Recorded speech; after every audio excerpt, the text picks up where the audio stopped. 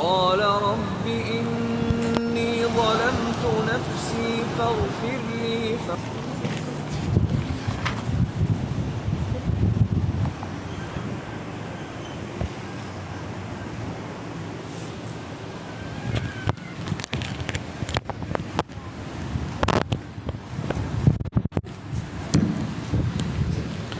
Bismillahirrahmanirrahim. Assalamualaikum warahmatullahi wabarakatuh.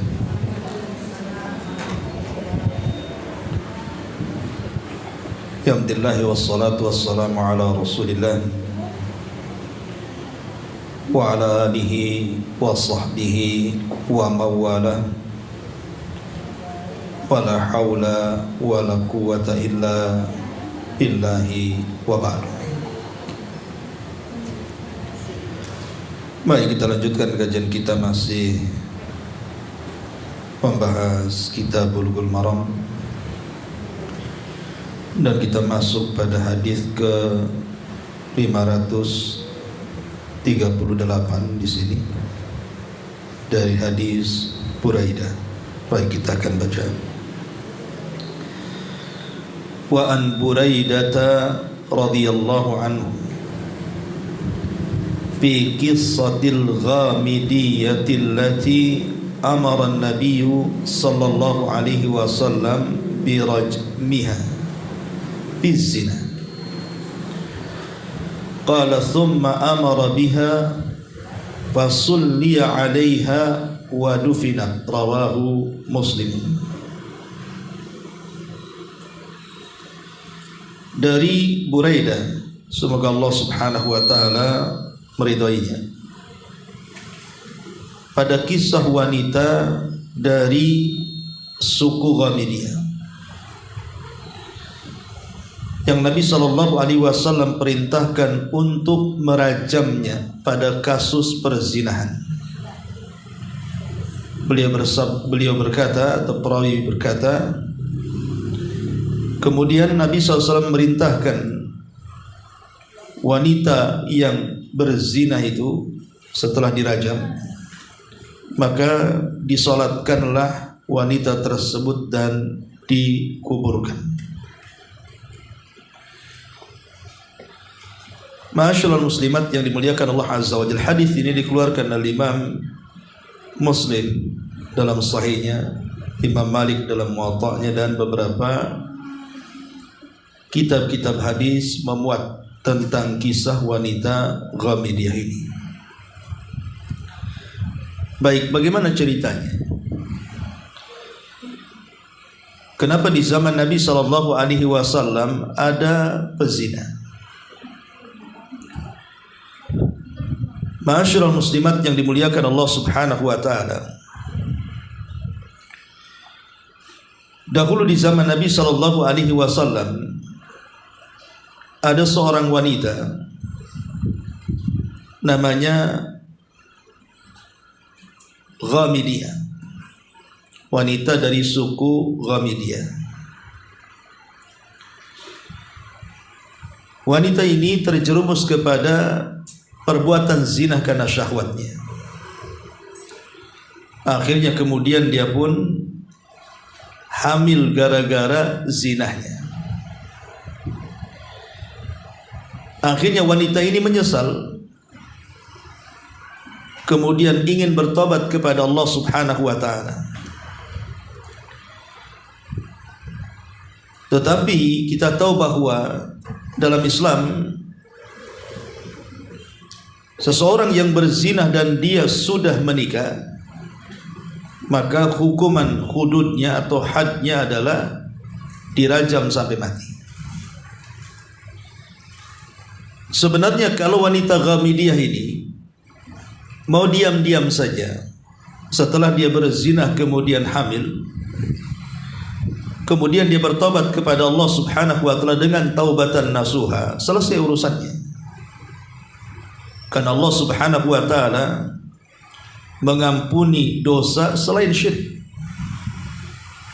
asal dia bertobat dengan taubatan nasuha.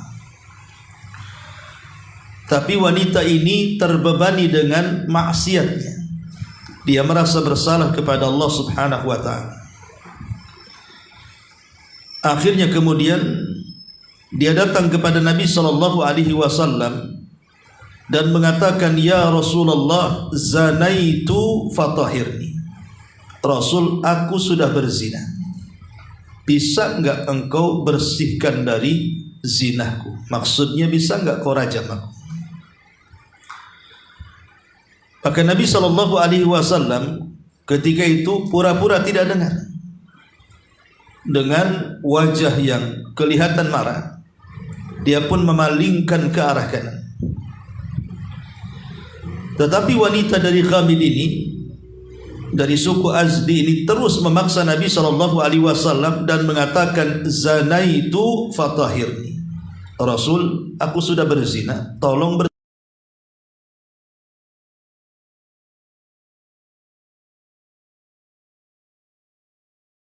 Billah wa tubi ilaih. Celaka engkau wahai seorang wanita, sebaiknya kau kembali pulang, minta ampun kepada Allah Subhanahu wa taala dan bertobat dengan taubatan nasuha. Kau enggak perlu balik lagi ke sini. Lihat bagaimana Nabi sallallahu alaihi wasallam disifati dengan rahmat, raufun rahim. Dia tidak mau menghukum padahal wanita ini sudah mengaku. Dan kita tahu bahwa dalam pengadilan pengakuan itu sekuat-kuat dalil, karena tidak perlu saksi. Kalau sudah ngaku ngapain ada saksi lagi? Kecuali tak ngaku baru didatangkan pas saksi. Sehingga kemudian Nabi sallallahu alaihi wasallam masih kasihan dengan wanita itu, sebaiknya kau pulang. Kemudian renungkan perbuatanmu, engkau bertobat kepada Allah, banyak-banyak istighfar. Nanti Allah akan ampuni dosamu. Kemudian wanita ini mengatakan, apakah engkau hendak menolakku seperti engkau menolak Ma'iz ibn Malik? Karena kasusnya wanita ini dari Ghamid, dari Azdi ini persis seperti kasus Ma'iz ibn Malik. Nanti saya ceritakan kasus Ma'iz ibn Malik. Kemudian Nabi SAW mengatakan, wa madza, apa maksudnya?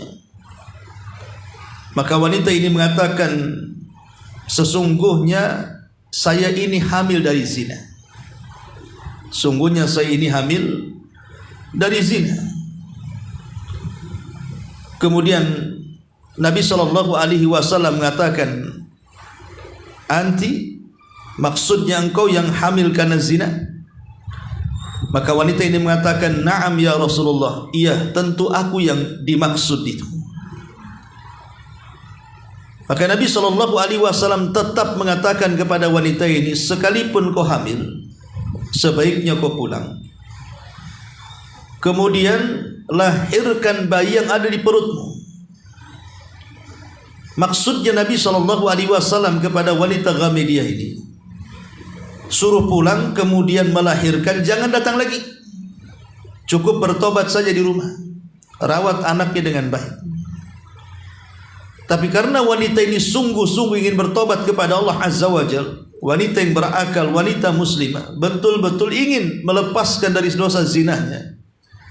Setelah kemudian melahirkan, dia datang kepada Nabi SAW dan mengatakan, ya Rasul, masih kenal aku? Aku wanita yang kau suruh melahirkan dan berzina.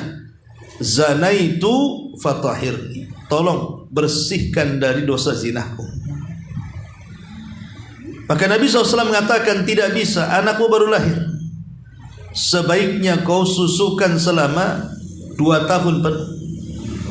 Sekali lagi maksudnya Nabi SAW, setelah dia pulang menyusui anaknya, jangan balik. Lihat, Nabi SAW memberikan 3 kesempatan untuk bertobat, agar wanita ini jangan balik mengakui zinahnya. Cukup antara dia dengan Allah saja, bertobat kepada Allah Azza wa Jalla. Itu saking sayangnya Rasul kepada para sahabat. Karena bagaimanapun rajam ini menghilangkan nyawa. Maka kemudian Wanita ini pulang kemudian menyusui anaknya selama 2 tahun penuh. Kemudian wanita ini datang lagi kepada Nabi SAW dan mengatakan, ya Rasulullah, saya sudah menyusui anak itu 2 tahun penuh.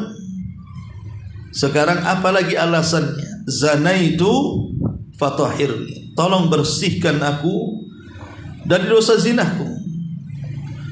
Akhirnya kemudian Nabi SAW memerintahkan para sahabat untuk merajam wanita ini. Saat dirajam, ketika itu salah seorang sahabat, Khalid ibn Walid radhiyallahu an, ikut merajam wanita ini.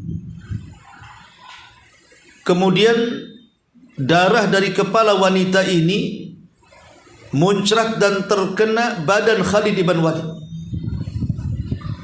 Maka Khalid kemudian marah kepada wanita ini, dasar pezina, kenapa kau kotori badanku dengan darah? Maka Nabi SAW mengatakan, jangan kau celak wahai Khalid wanita itu, karena sesungguhnya wanita itu telah bertobat. Yang kalau seandainya, kata Nabi SAW, seorang pemungut pajak itu bertobat kepada Allah Subhanahu wa ta'ala, maka Allah Subhanahu wa ta'ala akan menerima tobatnya. Apalagi seorang pezina. Seolah-olah pemungut pajak itu lebih parah dosanya dibandingkan zina. Akhirnya kemudian wanita itu dirajam sampai mati. Dan Nabi SAW kemudian memerintahkan wanita itu untuk dimandikan, kemudian disolatkan, dan Rasul sendiri yang menjadi imam salatnya. Ketika itu Umar bin Khattab radhiyallahu anhu mengatakan, ya Rasulullah, wanita itu pezina, kenapa engkau menyolatinya? Biar yang lain saja. Maka Nabi SAW mengatakan, ya Umar, laqad taba taubatan law qusimat baina ummatin lawasi'athum. Wanita itu sudah bertobat wahai Umar, kalau seandainya tobatnya dibagikan kepada umat ini cukup bagi mereka. Ini kisah wanita Ghamidiyah. Lah kisah serupa adalah kepada Ma'iz ibn Malik radhiyallahu anhu. Ma'iz ibn Malik ini memiliki tuan namanya Hazal. Dia seorang budak, sekaligus anak angkat daripada Hazal radhiyallahu anhu. Lah Ma'iz ini atau Ma'iz ibn Malik ini sama kasusnya dengan wanita dari Azdi Ghamidiyah itu. Dia kemudian terikut syahwatnya, akhirnya berzina dengan sesama budak dan ketahuan oleh majikannya Hazal. Entah kenapa kemudian Hazal ini memerintahkan Ma'iz ibn Malik ini untuk melapor kepada Nabi dan membersihkan dosa zinahnya. Padahal sebelum Ma'iz ini berdiskusi dengan Hazal, dia datang kepada Abu Bakar dan Umar. Sementara Abu Bakar dan Umar menyarankan agar tidak datang kepada Rasul, cukup bertobat saja. Tapi karena Hazal tuannya memaksa dia agar membersihkan dosa di zinahnya, maka Hazal meminta kepada Ma'iz ini untuk datang kepada Nabi. Maka berangkatlah Ma'iz ibn Malik menemui Nabi SAW. Kemudian mengatakan, ya Rasulullah, tahhirni minaz zina, bersihkan aku dari dosa zina ini. Maka Nabi SAW mengatakan, irji fastaghfirillah wa tub ilaih. Rasul tidak mereken ucapan si Ma'iz ini, bahkan disuruhnya pulang, bertobat kepada Allah dan banyak-banyak istighfar. Maka kemudian setelah Nabi SAW memerintahkan Ma'iz untuk pulang, Ma'iz pun kemudian pulang. Di tengah jalan balik lagi dia dan mengatakan, ya Rasulullah, zanaitu fatahhirni, aku sudah berzina, bersihkan aku. Sampai 3 kali. Maka Nabi SAW kemudian mengatakan, ya sudah, gini saja, kau pulang dulu. Kemudian Maiz pun pulang. Lah saat pulang Nabi SAW memerintahkan orang-orang untuk menyelidiki si Maiz ibn Malik ini. Apakah otaknya sudah gila sehingga dia datang mengakui perzinahan? Kemudian setelah diselidiki, dia waras, tidak gila. Kemudian Nabi SAW mengutus orang lagi, lihat apakah orang ini, si Maiz ini pemabuk. Sehingga ketika dia datang kemari, dia sedang mabuk sehingga dia mengucapkan hal-hal di luar kesadarannya. Akhirnya diutus, rupanya dia tidak mabuk, artinya dia tidak suka minum khamar, waras orangnya. Maka ketika dipastikan dia tidak gila, dia tidak mabuk, kemudian Maiz pun dirajam. Saat dirajam, Maiz diikat. Mulailah para sahabat Nabi SAW melempari Maiz. Masalahnya ikatannya tidak kuat, dan Maiz pun merasakan sakit. Akhirnya lari dan dikejar para sahabat. Kemudian pelariannya sia-sia karena ketangkap juga oleh para sahabat. Kemudian tetap dirajam dan Maiz pun meninggal dunia dalam kondisi menerima hukuman hudud. Ketika Nabi SAW mendengar Maiz ini lari saat dirajam, dia menyesalkan. Nabi menyesalkan kenapa dikejar. Harusnya dibiarkan saja dia lari, kemudian mudah-mudahan dia bertobat, kan begitu. Tapi sahabat kalau sudah geram tetap dikejar, kemudian dirajam sampai mati. Disitulah Nabi SAW merenung, kemudian mulai memanggil majikannya Hazal dan mengatakan, ya Hazal, ala satartahu bi thawbik, tidakkah kau tutup aibnya si Maiz ini dengan pakaian? Kenapa kau paksa dia datang kepadaku mengakui perzinahan? Kenapa kau tidak tutup aibnya? Kau nasihati suruh bertobat kepada Allah Subhanahu wa ta'ala. Kenapa disuruh datang? Akhirnya terjadilah apa yang terjadi. Ma'asyiral muslimat yang dimuliakan Allah Subhanahu wa ta'ala. Lah sama juga kasusnya ketika kemudian dia dirajam, maka kemudian orang-orang pun setelah meninggalnya Maiz ini, para sahabat kemudian mereka temenung. Maka Nabi SAW datang kepada para sahabat, istaghfiru li Maiz ibn Malik. Maiz sudah meninggal karena kalian rajam, maka mintakan ampun akan dosa-dosa Maiz.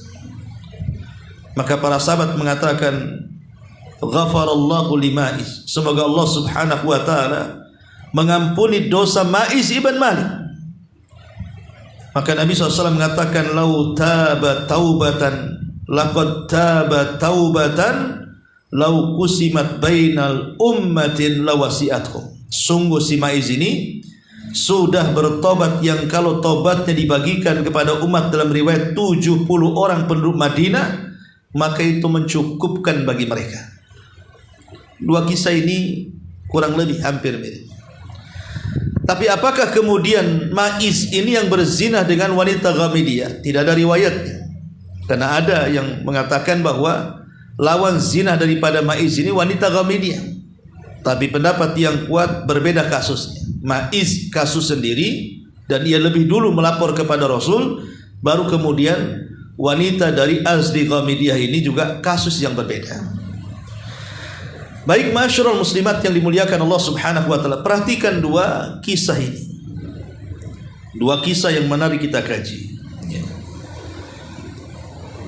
Ada beberapa catatan ataupun faedah dari kisah ini. Pertama, bahwa perzinahan itu adalah dosa yang memberikan pengaruh kepada pelakunya dengan pengaruh buruk. Jadi orang yang masuk dalam dosa zina ini akan sulit tobatnya, kecuali orang yang diberikan taufik oleh Allah Subhanahu wa ta'ala. Karena bagaimanapun dosa zina ini adalah dosa yang penuh dengan kenikmatan, makanya hukumannya pun dirajam supaya dia merasakan sakit dari kepala sampai kaki sebagaimana dia berzina merasakan kelezatan dari kepala sampai kaki. Begitulah al-jaza min jinsil amal, bahwa balasan itu disesuaikan dengan perbuatan dosanya. Dan ini bukan kekerasan. Merajam orang yang berzina itu bukan kekerasan. Karena ada orang yang mengatakan bahwa hukum rajam itu seolah-olah Islam ini agama sadis, radikalis bahasanya. Tidak, ini hukum Allah Subhanahu wa taala. Karena hukum rajam ini bukan hanya dalam Islam. Bahkan di dalam kitab Taurat atau ahli kitab juga hukum rajam ini berlaku. Pernah di zaman Nabi SAW ada wanita dan laki-laki Yahudi berzina. Karena Yahudi di zaman Rasul masih dalam perjanjian perdamaian yang disebut dalam Piagam Madinah, maka mereka pun kalau ada kasus masih menemui Rasul untuk diselesaikan kasusnya. Maka Nabi SAW mengatakan, bagaimana menurut ajaran kalian wanita dan laki-laki yang berzina? Maka mereka mengatakan hukumannya ringan, tidak sampai dirajam. Maka Rasul mengatakan, kadzabtum, dosa kalian. Kemudian Rasul mengatakan, kalau gitu datangkan Taurat kepada. Tiba-tiba didatangkan Taurat. Kemudian Rasul mengatakan, iqra, baca. Maka mereka pun membaca tentang ayat-ayat seputar hukuman berzina. Tapi yang baca ini curang. Dia menutup dengan jarinya ayat tentang rajam. Lah kebetulan waktu itu ada tokoh Yahudi namanya Abdullah ibn Salam sudah masuk Islam. Dan dia tahu ayat itu. Kata Abdullah ibn Salam, irfa yadaika, angkat tangan, waqra, dan bacalah. Akhirnya kemudian diangkat tangannya, rupanya ada ayat tentang perajaman bagi orang yang berzina dan dia sudah menikah. Jadi hukum zina ini dirajam bukan hanya dalam Islam saja. Sebelum Islam pun memang seperti itu. Apakah kemudian ketika mereka menganggap kita sadis, kita katakan juga agama sebelumnya kalau gitu sadis? Ini hukum Allah. Karena kalau tidak seperti ini, bahwa zina ini merusak segalanya. Apalagi para ulama mengatakan gara-gara dosa zina ini berapa banyak kemudian anak-anak tanpa bapa. Dan kita tahu bahwa anak tanpa bapa ini, walaupun secara biologis mungkin dia bapaknya, tapi secara syar'i tidak ada kait-mengait dengan dia. Karena anak zina ini tidak memiliki hak waris, tidak memiliki hak wali, tidak memiliki hak mahram. Tiga-tiga terhapus. Walaupun dengan ayah biologisnya, tapi dia tidak bisa mewarisi harta ayah biologisnya. Dan ayah biologisnya tidak bisa menjadi walinya kalau dia wanita. Dan dia tidak bisa jadi mahram. Akhirnya kemudian nasabnya dinasabkan kepada ibunya. Jadi merusak keturunan. Makanya kemudian kita tahu bahwa usul pondasi kenapa kemudian Islam itu disyariatkan kepada kita, salah satunya menjaga nasab dengan adanya pernikahan. Sebab zina itu merusak nasab.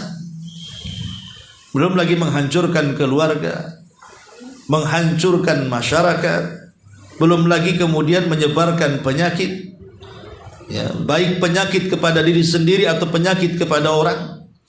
Jadi banyak sekali madaratnya. Makanya kenapa Islam dengan tegas Allah katakan wala taqrabu zina, jangan dekat-dekat. Dekat saja tidak boleh, karena kalau sudah dekat pasti akan melihat, kalau sudah melihat pasti penasaran, akhirnya terjadi. Ma'asyiral muslimat yang dimuliakan Allah Subhanahu wa taala. Lalu apa sih penyebabnya? Kenapa orang itu bisa melakukan perzinahan? Disebutkan para ulama, dan ini juga kita bisa saksikan di masyarakat kita, penyebab-penyebab kenapa seseorang itu bisa jatuh kepada perbuatan zina. Pertama, karena dha'ful iman, karena iman yang kurang. Sebab kita tahu bahwa iman itu bertambah karena ketaatan, sementara iman itu berkurang karena kemaksiatan kepada Allah Azza wa Jalla. Ketika kurang iman, maka dia bisa saja bermaksiat kepada Allah dan bisa saja dia melakukan perzinahan. Ini yang paling utama karena dhaful iman. Yang kedua adalah itlaqul basari, karena tidak menjaga pandangan. Allah Subhanahu wa taala mengatakan dalam surah An-Nur ayat 30, "Qul lil mu'minina yaghudduna min absarihim." Katakan kepada orang-orang yang beriman, hendaklah mereka menundukkan pandangan-pandangan mereka, baik laki-laki atau perempuan. Karena berawal dari memandang, berakhir dengan berzina. Kemudian yang ketiga, khurujun nisa mutabarrijat, karena wanita-wanita yang tidak pernah memperhatikan auratnya sehingga membawa fitnah bagi laki-laki. Makanya Allah mengatakan dalam surah Al-Ahzab 33, wa qarna fi buyutikunna wa la tabarrujna tabarrujal jahiliyatil ula. Hendaklah wanita itu lebih banyak diam di rumah-rumah kalian dan jangan tabarruj kalau keluar rumah seperti tabarrujnya orang-orang jahiliyah. Maksudnya menampakkan auratnya. Kemudian yang keempat, dukhulur rijal al-ajanib alal mar'ati, memudah-mudahkan memasukkan orang yang bukan mahram ke dalam rumahnya ketika suaminya tidak ada atau ketika mahramnya tidak ada. Dan ini yang banyak terjadi di pedesaan. Ya, kalau orang kota dah biasa. Zaman dulu biasanya kadang-kadang orang membiarkan anak gadisnya pacaran itu, bahkan sengaja orang tuanya pergi biar pacaran di rumahnya. Ya betul, memang kadang-kadang ditentukan jamnya, jam sekian, tapi berkhalwat berdua-duaan itu dipastikan jatuh kepada perzinahan. Anehnya kalau dilarang, mereka mengatakan takut nggak laku anak gadisnya. Ini kan aneh gitu ya. Kalau di kota jangan tanya, ya, zina di kuburan pun ada. Karena dia setannya masalahnya ya. Orang takut dulu dengan kuburan, sekarang orang nggak takut dengan kuburan. Kemudian juga di antaranya adalah ta'khiru man balagha minasyabab wasyababat an az-zawaj. Sengaja mengakhir-akhirkan pernikahan. Sengaja mengakhir-akhirkan pernikahan.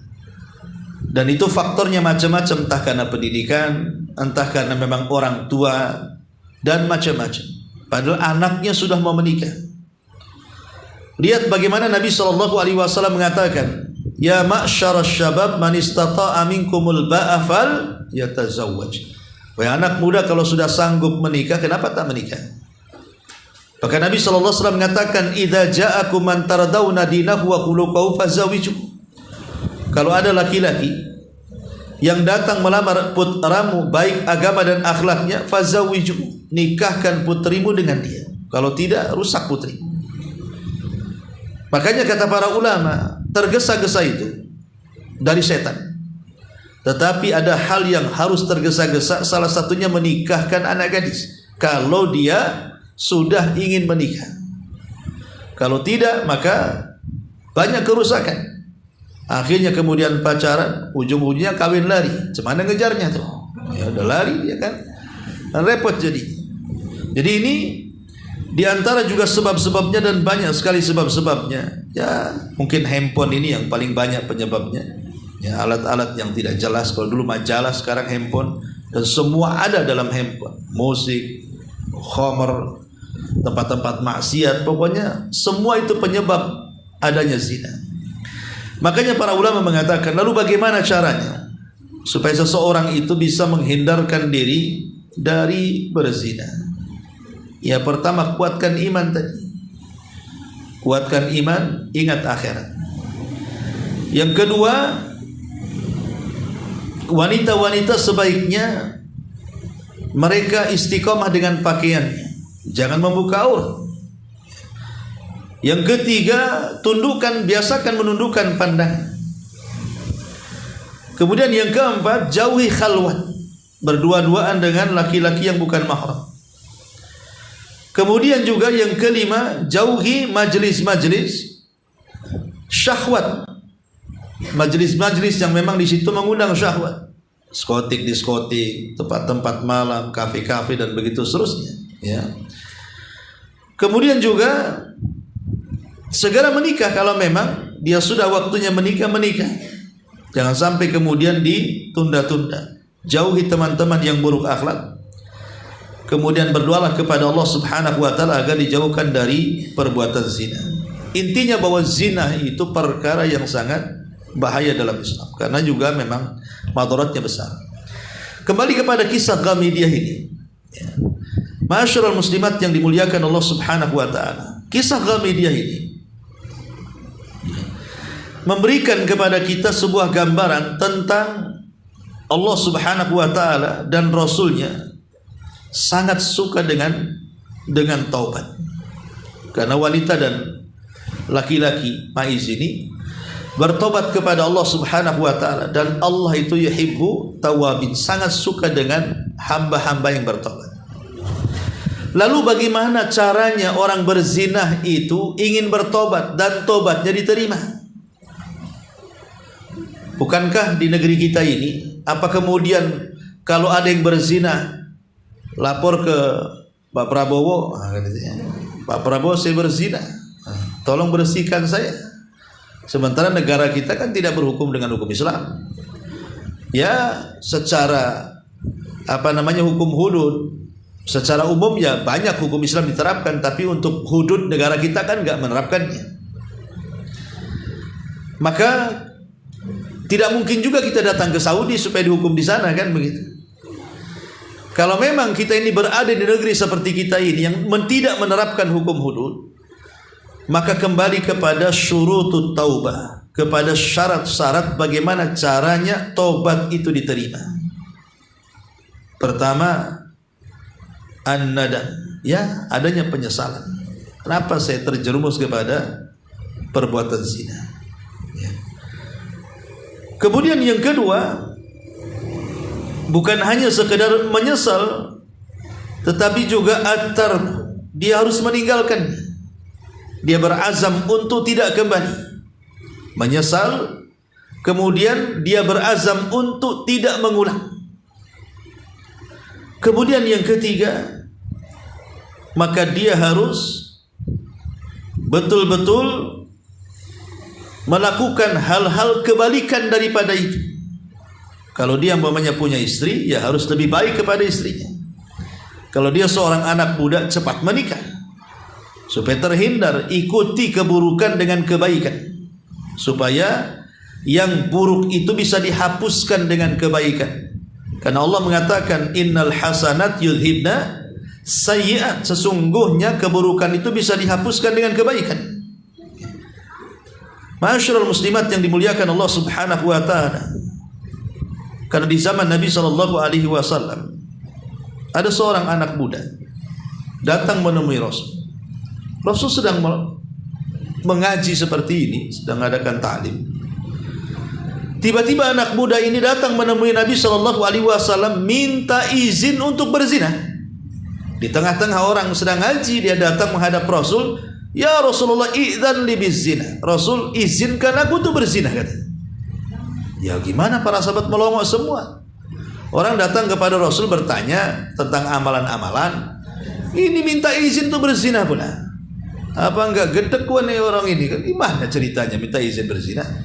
Tapi Nabi SAW ini paham solusi. Sini kamu, mendekat lagi, sampai akhirnya lututnya beradu dengan lutut tadi. Kemudian Nabi SAW mengatakan, saya ingin tanya satu hal. Seandainya kamu punya anak perempuan dizinahi orang lain, seandainya engkau punya istri dizinahi oleh orang lain, seandainya engkau punya ibu dizinahi oleh orang lain, seandainya kau punya bibi dizinahi oleh orang lain, kira-kira kau marah nggak? Ya marahlah, anak gadisnya dizinahi, ibunya dizinahi, istri dizinahi, bibinya dizinahi. Maka Rasul mengatakan, sebagaimana engkau marah kalau keluargamu dizinahi orang, maka keluarga orang juga marah ketika wanita mereka kau zinahi. Artinya bahwa Nabi SAW ingin mengajak berpikir bahwa zina ini bukan hanya sekedar kabair, tapi juga ada di dalamnya kezaliman. Zina sendiri sudah dosa, tapi di balik dosa zina itu ada dosa lagi yang lebih besar. Apa itu? Zalim kepada keluarga. Baik kepada keluarga dia atau kepada keluarga wanita tadi. Yang kalau mereka tahu tentu mereka akan marah, itu maksudnya.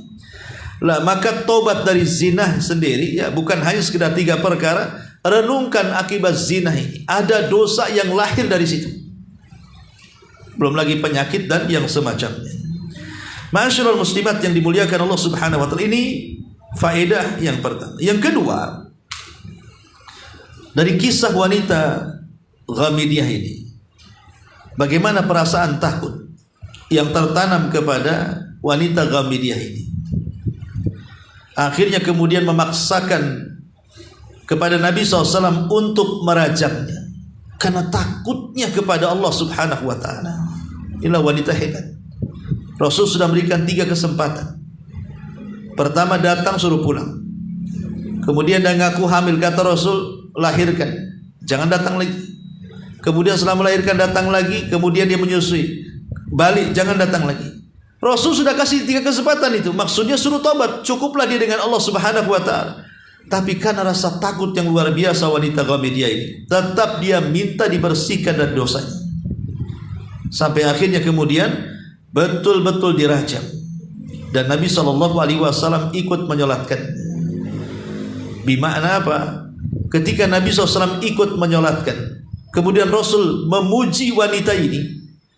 Kalau seandainya sungguh dia sudah bertobat, yang taubatnya kau dibagi kepada sab'ina min ahlil Madinah, 70 orang dari penduduk Madinah, la wasi'akum, cukup bagi mereka, menunjukkan wanita ini termasuk ahlul jannah. Wanita ini termasuk penduduk surga. Bagaimana tidak? Karena dia taubatnya saja kalau dibagi sudah mencukupi 70 orang. Kalau bukan ahli jannah, tidak mungkin ahli nar. Padahal dia berzina tapi dia masuk surga kan? Menunjukkan bahwa amal itu ditentukan akhirnya. Itu faedahnya di sini. Amal itu ditentukan akhirnya. Awalnya dia melakukan dosa besar, tapi akhirnya dia bertobat dan ingin menebus kesalahannya dengan cara apa? Dirajam sampai mati. Maka Rasul melihat rasa takut, keikhlasan wanita ini ketika ditegur oleh Umar bin Khattab. Rasul, bukankah dia wanita pezina? Kenapa kau menyolatinya? Maka Nabi SAW mengatakan, betul dia wanita pezina, tapi dia sudah bertobat. Dan tobatnya diterima oleh Allah Subhanahu wa ta'ala. Kemudian Rasul mengkiaskan dengan apa?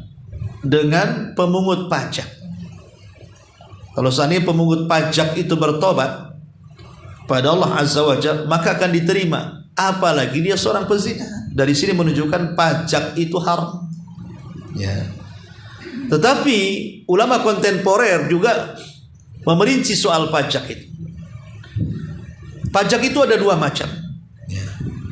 Kalau seandainya memang pemerintah itu memungut pajak kepada rakyatnya, memang untuk kemaslahatan dari rakyat kembali kepada rakyat. Maksudnya pajak itu memang mungkin negara lagi defisit, kurang uang dan begitu seterusnya. Akhirnya memajak kita. Dan kembali kepada kita, kembali kemaslahatan, bangun jalan, bangun jembatan, pokoknya akses-akses yang memang itu kembali kepada rakyat. Maka dalam kondisi seperti ini sebagai ulama membolehkan. Tapi kalau pajaknya itu zalim, ya, memang zalim mereka itu. Kemudian mereka memungut pajak kita tetapi tidak pernah memberikan hak kepada kita. Mereka menuntut hak kita, tapi kita tidak pernah bisa menuntut hak mereka. Malah justru memperkaya diri mereka saja. Seperti yang baru-baru ini terjadi kan. Gimana kita rakyat miskin suruh bayar pajak, sementara anggota dewan pula yang bayari pajak pemerintah.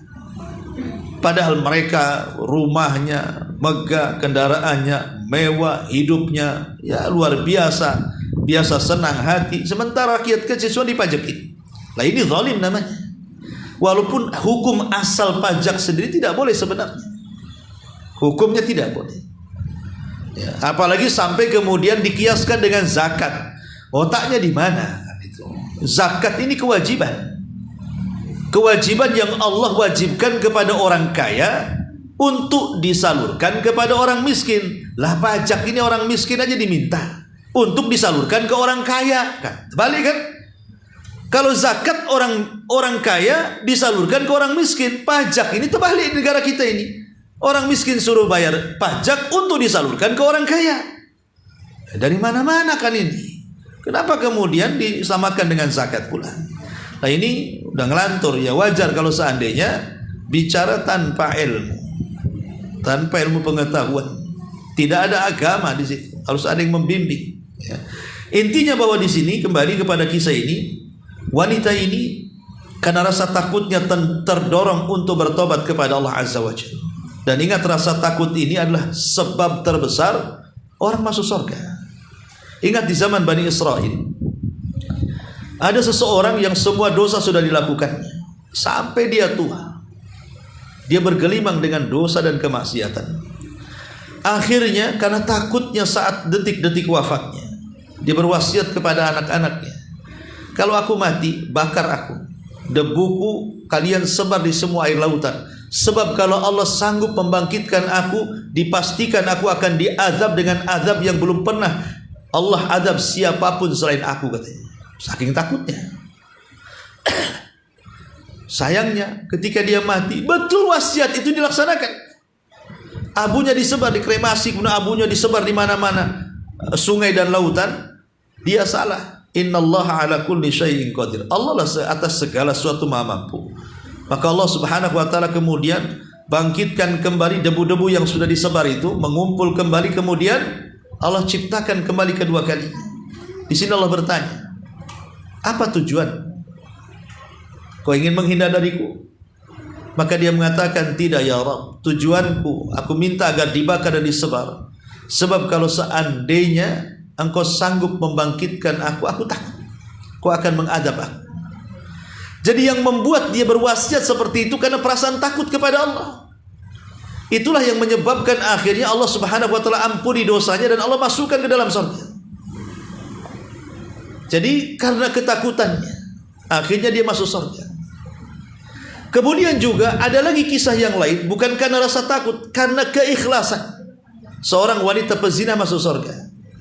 Ketika dahulu di zaman Bani Israel, ada seorang wanita pelacur. Kemudian dia tersesat di padang pasir, kehausan, nampak sumur, masuk dia ke sumur, kemudian minum dari air sumur itu. Pas naik ke atas dengan susah payahnya, dia melihat anjing yang sedang kehausan. Akhirnya kasihan, karena keikhlasannya dia masuk lagi ke sumur dengan susah payahnya dan bisa menyelamatkan seekor anjing.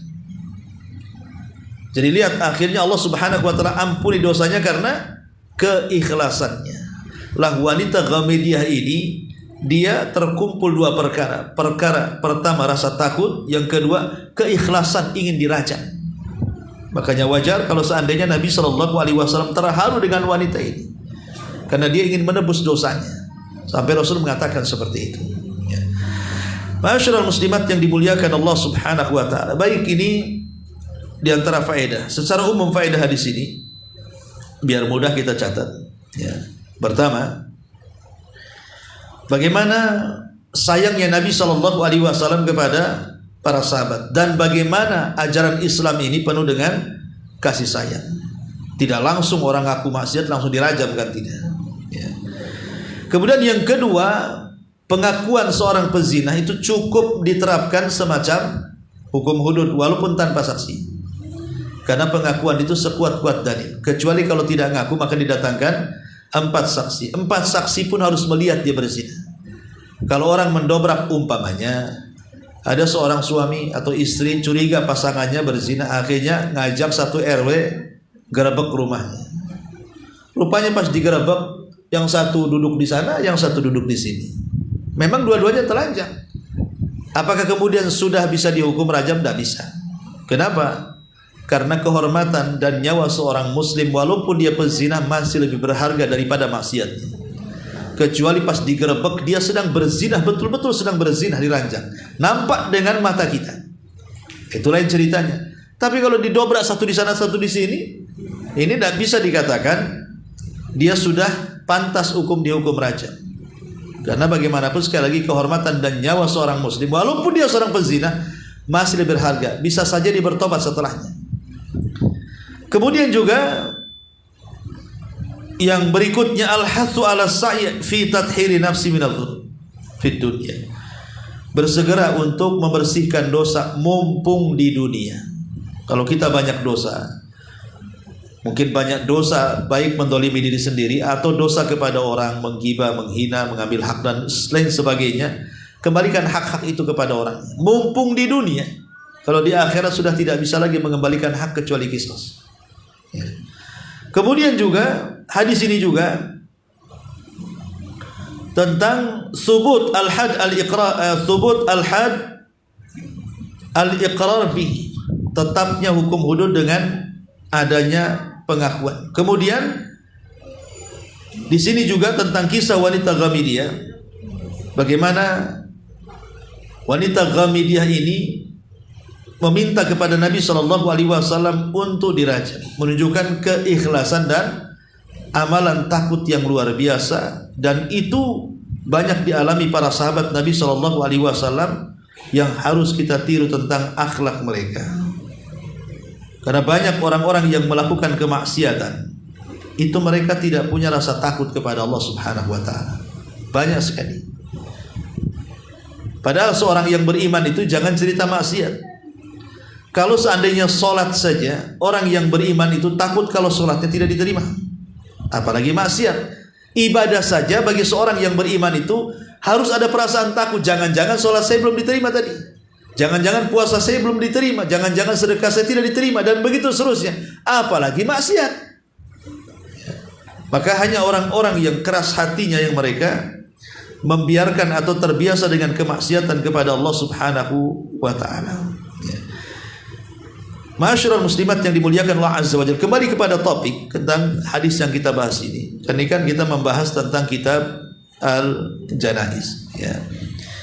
Jadi Imam Nawawi rahimahullahu taala ketika memberikan catatan kepada hadis ini dalam kitabnya Syarhul Muhadzab, dia mengatakan, apakah orang yang berzinah itu harus dimandikan, disolatkan dan dikuburkan di pekuburan kaum muslimin?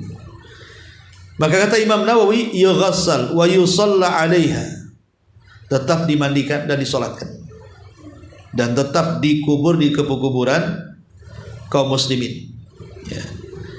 Walaupun sebagian ulama seperti Imam Malik khusus untuk tokoh-tokoh jangan ikut menyolatkan.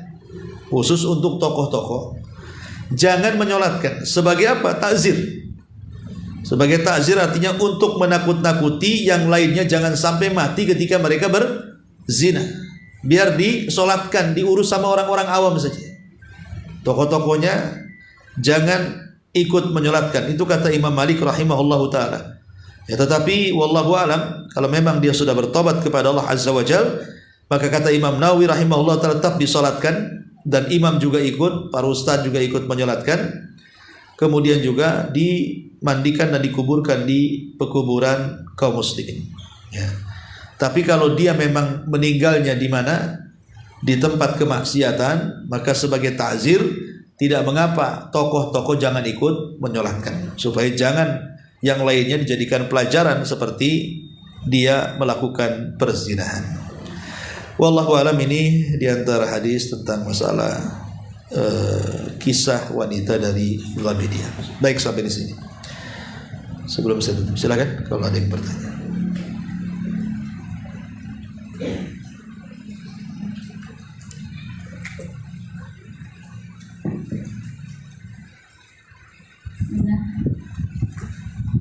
Alhamdulillah, jazakallahu khairan Ustaz atas paparan ilmu yang diberikan kepada kami. Mudah-mudahan kami bisa mengambil manfaat ilmu dari apa yang Ustaz sampaikan tadi.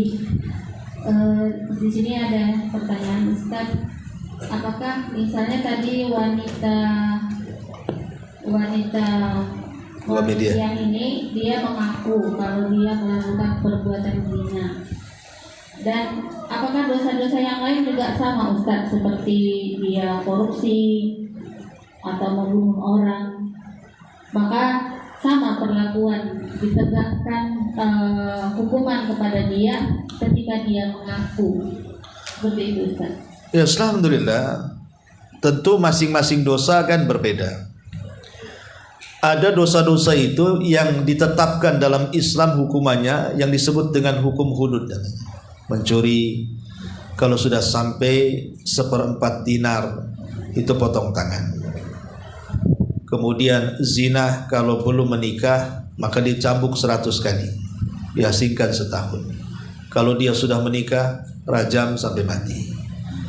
Atau kalau seandainya dia membunuh, ya maka hukum qisas.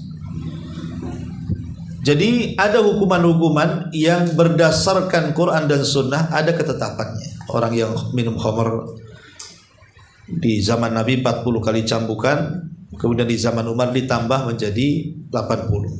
Contohlah. Tapi ada dosa-dosa itu yang hukumannya dikembalikan kepada pemerintah yang disebut dengan ta'zir.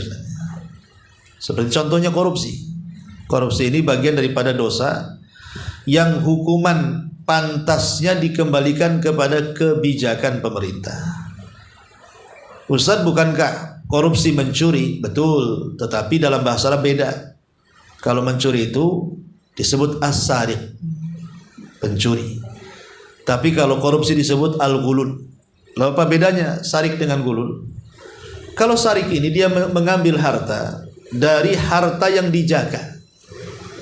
Umpamanya saya punya uang, saya jaga, saya taruh di berangkas, saya taruh di lemari, dijaga, tiba-tiba diambil orang, padahal sudah saya jaga. Yang ngambil itu disebut pencuri.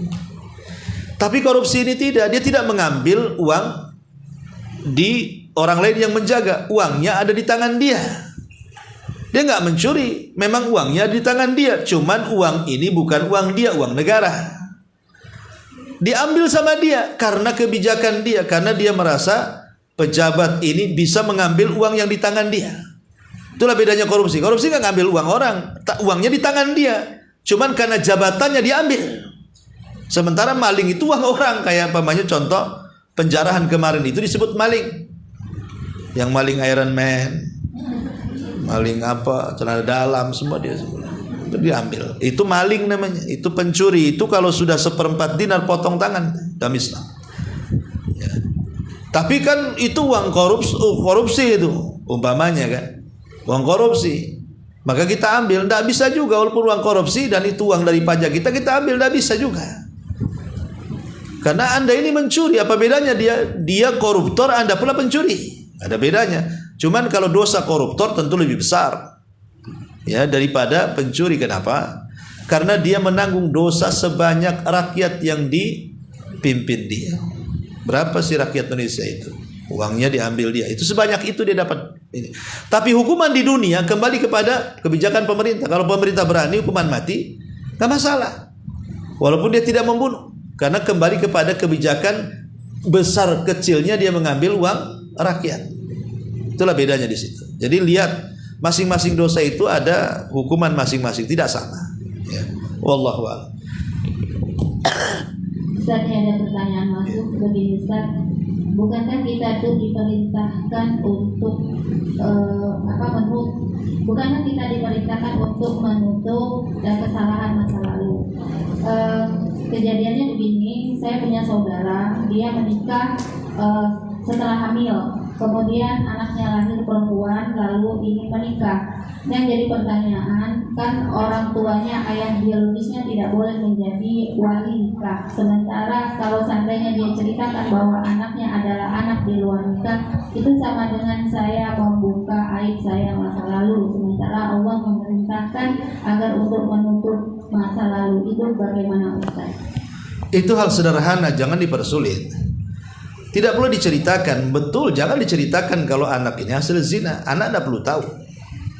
Ya, cukuplah orang tua bertobat. Kalau sudah bertobat, Allah sudah tutup aibnya. Jangan diceritakan kepada orang. Tapi secara hukum Islam tegas bahwa dia hanya sebagai anak biologis, bukan anak syar'i. Sehingga saat menikah itu ya disiasati saja. Kan ada diundang Pak Ustadz, Pak Kiai, Pak Kua, dan tinggal diwakilkan saja. Anaknya kan tidak tahu, kan umumnya kan begitu. Di masyarakat kan pura-pura gugup, saya nggak bisa nikahkan, tolonglah Pakku aja yang nikahkan. Nah, bisa saja, karena anaknya nggak tahu. Ya. Sebenarnya ini kan perkara sederhana saja, gampang, jangan dipersulit gitu ya. Dan nggak boleh diceritakan memang supaya anak itu tidak down dia. Akhirnya dia merasa bahwa dia bukan ayah biologisnya. Kalau memang si ayah yang menzinahinya itu dia yang menikahinya, memang secara hukum khusus untuk kemahroman, dia jadi mahram. Seperti saya menikahi dengan janda yang punya anak, itu hukumnya. Saya menikahi janda, dia punya anak perempuan, berarti saya dengan anak perempuan itu mahram. Kenapa? Karena saya menikahi ibunya. Jadi kalau laki-laki yang berzina ini menikahi wanita yang dizinahinya itu, kemudian punya anak, laki-laki itu perempuan, anak itu dianggap anak bawaan, bukan anak kandung. Secara syariah, walaupun secara biologis anak kandung dia. Jadi mahramnya itu karena menikahi ibunya, tapi hanya sebatas mahram saja. Dia tidak bisa jadi wali, dan dia tidak bisa mewarisi. Lalu bagaimana caranya? Kalau mamanya diceritakan nanti aib lagi, padahal kaya bapaknya, hibahkan semasa hidupnya, kasih dia hadiah, ini rumah ini untuk kamu, tapi jangan menzalimi ahli waris yang lainnya. Gitu maksudnya, kasih wasiat supaya, karena kan dia bukan anak biologisnya, berarti bisa dapat wasiat. Tapi kalau dia ahli darah biologisnya dengan pernikahan syar'i, berarti tidak ada wasiat kepada ahli waris karena sudah ada ketetapan hukum bagian-bagian warisnya. Jadi saya pikir orang tua bisa lah nutup-nutup anak, nggak bisa kan, bisa disiasati semuanya. Wallahu a'lam. Satu lagi Ustaz, sebentar saya bacain. Assalamualaikum warahmatullahi wabarakatuh Ustaz. Semoga Allah selalu menjaga Ustaz dan keluarga, amin ya rabbal alamin. Yang ingin ditanyakan tentang pernikahan siri. Seseorang melakukan pernikahan siri, lalu mereka bubar begitu saja, dan bahkan ada yang menikah lagi atau menjalin lagi hubungan dengan lawan jenis. Apakah termasuk zina? Kalau pernikahan siri, apakah begitu saja dengan mudah memutuskan untuk bercerai? Mohon maaf saya tanya ini karena saya menemukan banyak kasus seperti ini di lapangan Ustaz. Demikian pertanyaannya. Iya, alhamdulillah. Nikah siri, maksudnya nikah siri kalau yang kita pahami di negeri kita, nikah yang tidak ada catatan sipilnya, tapi secara rukun dan syarat nikah terpenuhi, itu nikah siri. Memang tidak dicatat di catatan sipil di KUA, tapi benar nikahnya, ada walinya, ada saksinya, ada maharnya, ada wali, pokoknya sama dengan nikah-nikah yang lainnya, sah secara syar'i, tapi belum tercatat secara catatan sipil, gitu saja kan gitu. Bagaimana cara cerainya? Ya, cerai itu kan ada dua macam. Ya, ada cerai dari pihak si suami dengan mengatakan ku ceraikan kamu, atau cerai dari pihak istri dengan cara menggugat cerai. Bagaimana caranya? Mau ke pengadilan nggak ada surat-surat, maka hadirkan orang-orang yang pernah menikahkan dengan dia, kembalikan maharnya. Kembalikan maharnya. Berapa maharnya, balikan. Kan mesti ketika menikah itu kan ada pak ustad, ada tokoh, ada apa, kan tidak mungkin lah dalam gua berdua kan itu. Mestilah ada kesaksian-kesaksian kan itu. Ya, kalau memang kurang kurang srek ya, maka datang ke pengadilan agama. Datang ke pengadilan agama, kemudian curhat. Nanti mereka akan bantu bagaimana solusinya. Itu yang paling efektif, yang datang kepada agama, minta kepada mereka solusi. Karena kan nikah siri pun bisa diisbat di pengadilan itu. Bisa diisbat, ada isbat nikah namanya. Maka untuk melepaskan begitu juga, maka bisa lewat bantuan mereka. Kalau sudah pihak pemerintah yang turun tangan, berarti sudah dianggap sah.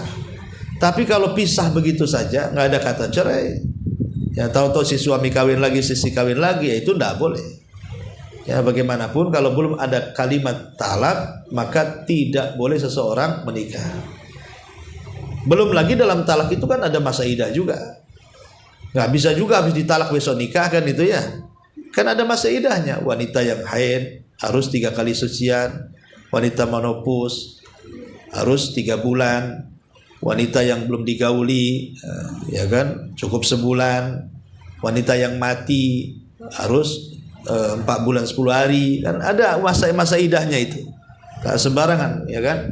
Wanita yang hamil sampai melahirkan.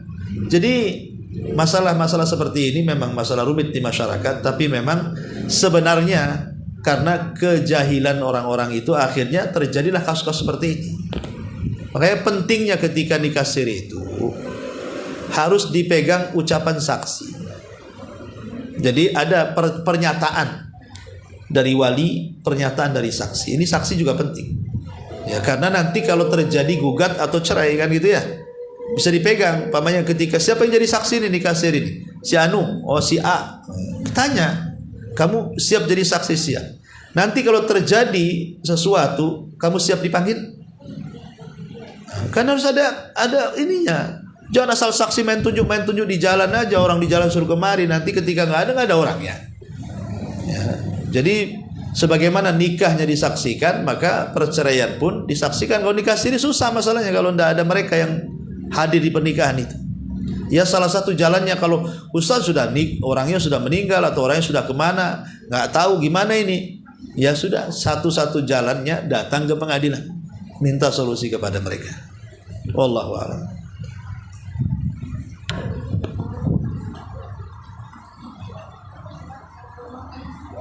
Hah? Gak bisa ya?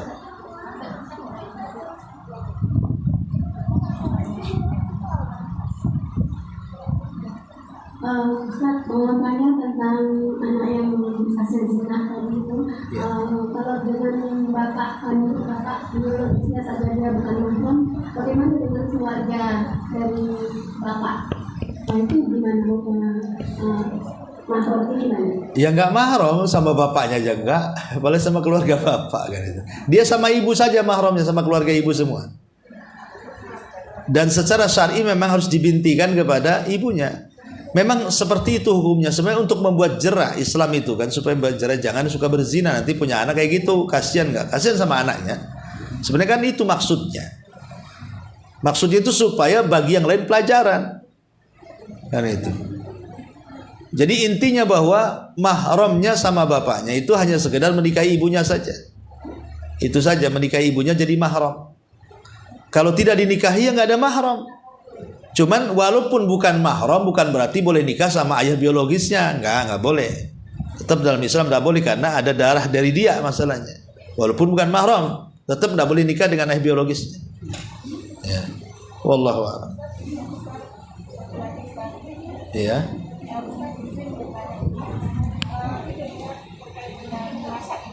Masa idah ya.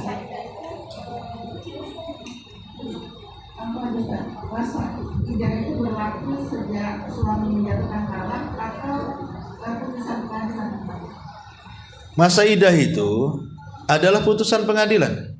Kalau di pengadilan, sejak pengadilan memutuskan bahwa terjadi talak satu.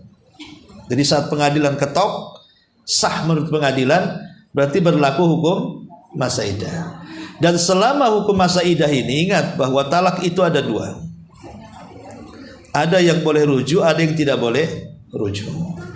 Kalau masih talaknya boleh rujuk, talak pertama dan talak kedua, maka di masa idah itu, maka tidak boleh saling